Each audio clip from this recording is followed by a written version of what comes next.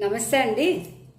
ఇప్పుడు చాలామంది ఇళ్ళల్లో చూస్తున్నామండి, ఒక్కొక్క పిల్లల్నే కంటున్నారండి. ఒక్కళ్ళనే కంటే మనం ప్రాణాలన్నీ వాళ్ళ మీదే పెట్టుకొని బతుకుతున్నాము. వాళ్ళకి మీకు వాళ్ళ తప్ప వేరేది ఆలోచన ఉండట్లేదు. అది అన్నదమ్ములు, అక్క చెల్లెలు, అక్క తమ్ముడు ఉన్నారనుకోండి, ప్రేమ అనేది ఎలా ఉంటుందో వాళ్ళకి తెలుస్తుంది. తోడబుట్టిన వాళ్ళు ఉంటే అని ఒక బంధం ఉంటుంది అని తెలుస్తుంది. ఒక్కళ్ళేటప్పటికి అమ్మ నాన్న తప్పించి వేరే తెలియట్లేదు. వీళ్ళకి కూడా ఒక్కడే కొడుకు కదా, ఒకటే అమ్మాయి కదా, గారాబంగా పెంచడం, వాళ్ళు అలా చేసినా కూడా మనమే కొట్టకుండా తిట్టకుండా పెంచడం అలా చేస్తున్నామండి.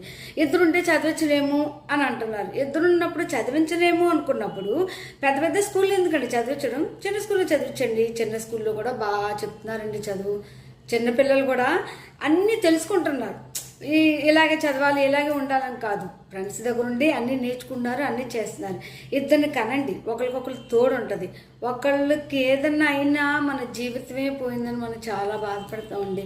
ఒకరికొకరు తోడు ఉన్నారనుకోండి, వీళ్ళు చూసుకునే మనం ఆనందపడతాం. ఒకడు మాట వినకపోయినా ఒకడు మాట వినేవాడు ఉంటాడు. ఇద్దరు మాట వినని వాళ్ళు ఉండరు అంటూ ఉండదండి.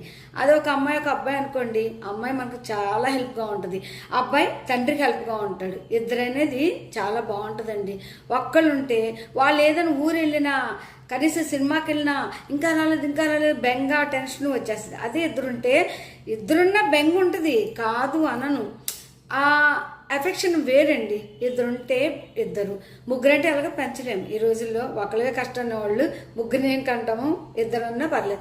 కానీ తోడు అనేది ఉండాలండి. తోడు ఉంటే వాళ్ళకు కూడా మంచిది. ఇప్పుడు రాఖీ పండుగ వచ్చిందంటే మా అన్నయ్య ఉన్నాడనో, అన్నదమ్ములను ఏదో జరుపుకుంటారు. ఒక్కళ్ళే ఉంటే ఎవరింటికి వెళ్తారు, ఎవరితో ఉంటారు? ఇద్దరు ఉండాలండి. ఇద్దరుంటే వాళ్ళకి బాగుంటుంది, మనకి బాగుంటుంది. మనమిద్దరం మనకిద్దరు ఉంటే బాగుంటుందని నా అభిప్రాయం అండి.